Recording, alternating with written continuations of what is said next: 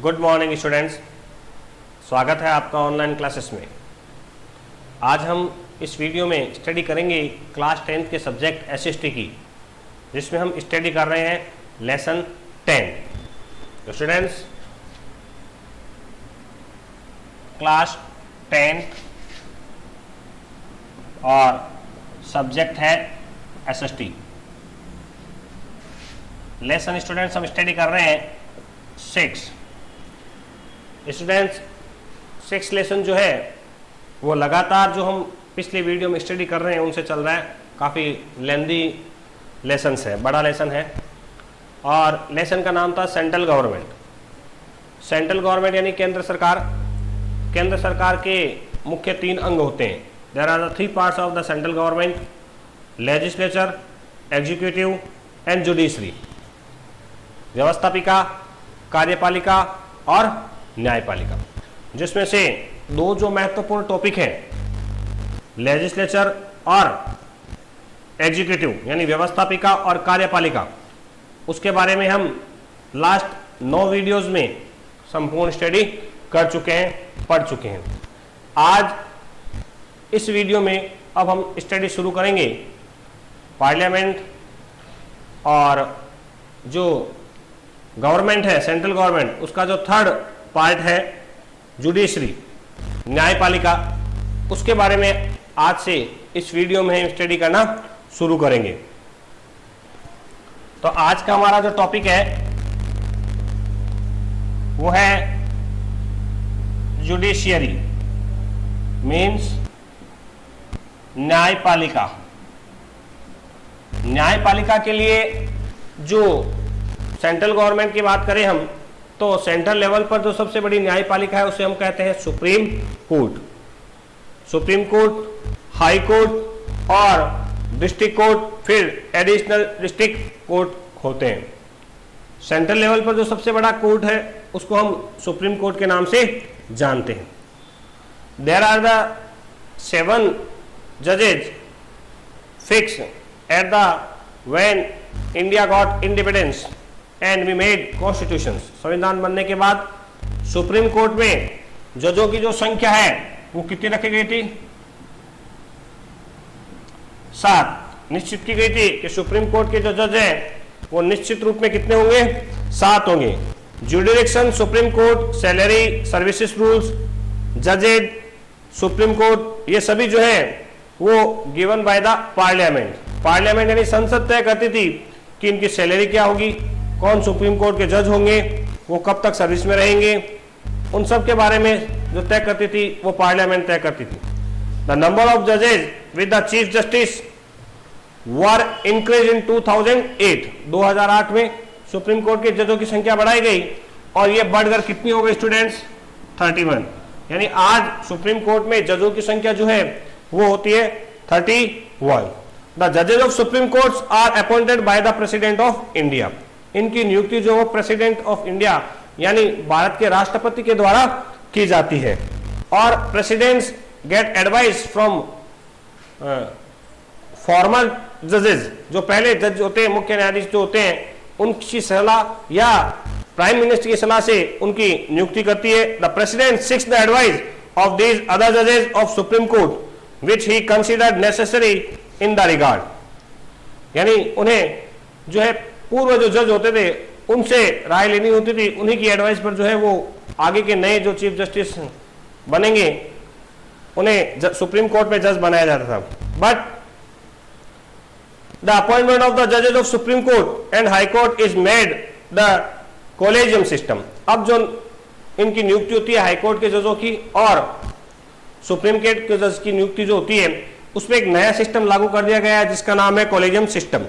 According this the chief judges of supreme court and a group of senior judges propose the name to the president। अब जो है वो एक group बना दिया गया है, वह ग्रुप ही जो है वो प्रेसिडेंट के पास जो है सजेस्ट करेगा कुछ नाम कि अब आगे और किनको जज बनाया जाए।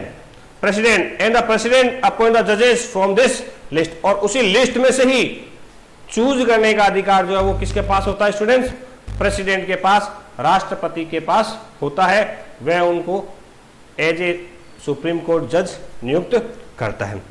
अब अगला क्वेश्चन अराइज होता है, जैसे हमने लेजिस्लेटर एग्जीक्यूटिव में पढ़ी थी कि eligibility of the members of Lok Sabha, Rajya Sabha, president, vice president, इन सब के बारे में। इसी तरह सुप्रीम कोर्ट का जज बनने के लिए भी क्या जरूरी है, क्वालिफिकेशन मस्ट है। तो what is the qualification need for the जज ऑफ सुप्रीम कोर्ट? तो सबसे पहले तो वही है जो बाकी सब में हमने स्टडी की थी, he must be a citizen of India. यानी सबसे पहली क्या है सर सभी पदों के लिए कि वह भारत का नागरिक होना चाहिए। सुप्रीम कोर्ट जज वही बन सकता है जो भारत का नागरिक हो। सेकंड है, he has a work as a जज ऑफ हाई कोर्ट और has been work regularly year. यानी वह किसी राज्य की जो हाई कोर्ट होती है वहां पर 10 वर्ष तक जो है वो एज ए जज के रूप में काम कर चुका हो। राजस्थान के जितने भारत के जितने भी स्टेट्स हैं उन स्टेट में से किसी भी स्टेट्स की जो हाई कोर्ट्स होती है वहां पर वो जज के रूप में काम कर चुका हो 10 साल तक और अभी भी कर रहा होना चाहिए। या list for 5 years in 2 or more than 2 other courts as a जज। या फिर 2 अलग अलग स्टेट्स में 5-5 साल भी अगर उसने जज के रूप में काम किया है तो भी वह जो है वो सुप्रीम कोर्ट का जज बन सकता है। या he has been advocate in the high court or the other courts for the 10 years। या ऐसा व्यक्ति जिसने लगातार 10 वर्षों तक उसने हाई कोर्ट में या अन्य कोर्ट में जो है वो एज ए एडवोकेट के रूप में काम किया हो, एक अच्छा अधिवक्ता हो।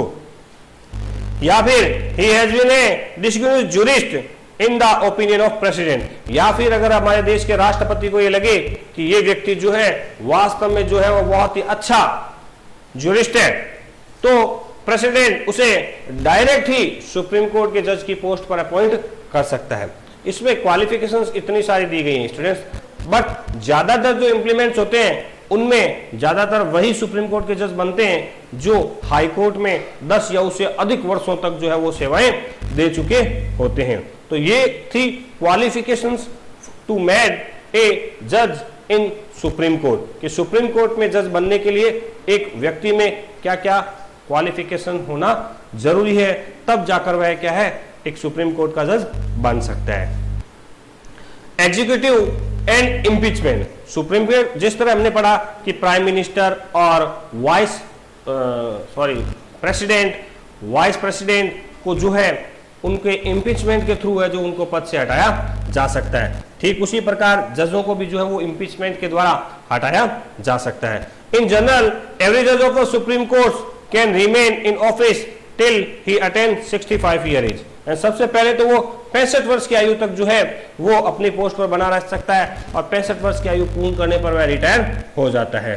Prior to this stage he can resign himself, या फिर उससे पहले भी वह अपना पद त्याग सकता है। ड्यू टू प्रूवन मिसकंडक्ट और इनएबिलिटी एज जज can be removed from his post bye the parliament through impeachment. यानी अगर वह मिसकंडक्ट गलत व्यवहार करता है या गलत उसकी योग्यताओं में कुछ गलतियां पाई जाती है तो पार्लियामेंट के थ्रू उसे उसकी पोस्ट से भी हटाया जा सकता है। If both the house of parliament with 2/3 majority of their total members separately prove him incompetent or a person of the objectionable behavior, the president of India can remove that judge from his post। तो president जो है India का उसे उसकी post से हटा सकता है, लेकिन लोकसभा और राज्यसभा के 2/3 मेंबर जो है उसे हटाने के पक्ष में है, उनका वोटिंग करना जरूरी है। ये वही सिस्टम है जो प्रेसिडेंट और वाइस प्रेसिडेंट को अब उनकी पोस्ट से हटाने के लिए जो इम्पीचमेंट लाया जाता है, अविश्वास प्रस्ताव जो लाया जाता है, उसी के थ्रू जो है उसी प्रकार सुप्रीम कोर्ट को जजों को भी उसी प्रोसेस के द्वारा हटाया जा सकता है। अगला टॉपिक है सैलरी अलाउंसेस अदर फैसिलिटीज। ये सभी जो है वो पार्लियामेंट तय करती है कि किसी जज को कितनी सैलरी मिलेगी, उसके कौन कौन से अलाउंसेंस होंगे, उसे फैसिलिटी क्या क्या दी जाएगी। The chief justice of India receive A monthly salary of ₹1 lakh. जो मेन चीफ जस्टिस होता है, CJI कहते हैं जिसे student, chief justice of India, पूरे भारत का जो सर्वोच्च न्यायाधिकारी होता है, उसे 1 लाख रुपए सैलरी मिलती है, और बाकी उसके जो सबऑर्डिनेट जज होते हैं उन्हें 90,000 यानी 90,000 रुपए पर मंथ सैलरी मिलती है। There is also a provisions of pension and gratuity for the जजेस, उन्हें पेंशन भी मिलती है, ग्रेचुटी मिलती है। The salary and allowances are amendment from time to time, और ये समय समय पर बढ़ती भी रहती है। अभी जैसे मैंने आपको 1 लाख और 90,000 बताई है, हो सकता है कि अब तक पार्लियामेंट ने उनकी सैलरियां बढ़ा दी हो, तो वर्तमान में उनकी सैलरियां कुछ अलग हो सकती है। समय समय पर जो है वो पार्लियामेंट के द्वारा उनकी सैलरी, अलाउंसेस, ये सभी फैसिलिटीज चेंज करते रहते हैं। इसके बाद है इम्यूनिटीज। जजेस are kept free from the criticisms of their decisions and all their actions. सबसे बड़े जजों के लिए क्या फायदा है कि जज के द्वारा, सुप्रीम कोर्ट के जज के द्वारा दिए गए निर्णय का विरोध कोई नहीं कर सकता, उनकी भर्त्सना कोई नहीं कर सकता। उनके निर्णय के पश्चात आगे भारत में कोई भी कोर्ट या जगह नहीं है जहां उनके द्वारा दिए गए निर्णयों का विरोध हो या उसे बदलना संभव हो। सुप्रीम कोर्ट का डिसीजन लास्ट डिसीजन माना जाता है। Chief location of the court, according to the articles 130, the head office of the supreme court lies in Delhi. Supreme court कहाँ है, हम सभी जानते हैं, भारत का सुप्रीम कोर्ट भारत की राजधानी दिल्ली में स्थित है। अगला है रिस्ट्रिक्शंस ऑन जजेज। ये वेरी इंपॉर्टेंट है स्टूडेंट्स कि जजों पर कुछ जो है वो रिस्ट्रिक्शंस होते हैं, पाबंदियां होती है। अब वो पाबंदियां क्या होती है? It has been decided in the constitution that the person who has been a जज of the supreme court of India cannot advocate against any court of any officer after his retirement. कि supreme court का जज बनने के बाद जब वहां से वह व्यक्ति रिटायर हो जाता है तो किसी भी कोर्ट में जाकर एज ए एडवोकेट काम नहीं कर सकता।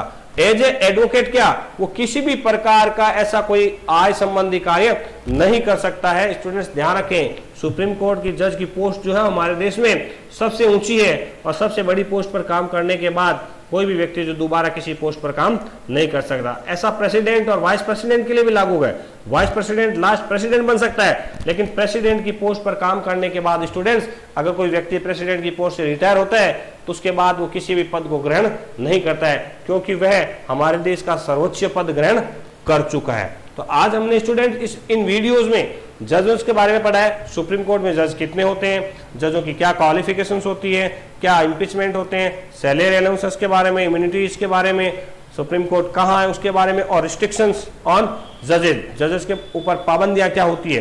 वैसे एक पाबंदी और होती है कि ये कॉमनली जो है वो पब्लिक प्लेस पर नहीं जाते हैं, ज्यादा पब्लिक से घुल मिल नहीं सकते स्टूडेंट्स। और भी कई पाबंदियां होती है छोटी छोटी जिनका इन जजों को जो है वो ध्यान रखना होता है। कल अगले वीडियो में हम jurisdictions power of and function of the supreme court, इसके बारे में हम नेक्स्ट वीडियो में स्टडीज करेंगे। क्लास 10 बहुत इंपॉर्टेंट क्लास है स्टूडेंट्स, और ये बोर्ड का वर्ष है, इसलिए ऑनलाइन क्लासेस में हमारे द्वारा भेजे गए वीडियो को जरूर देखें, लाइक जरूर करें और शिक्षा और अध्ययन से जुड़े अवश्य रहें। Thank you.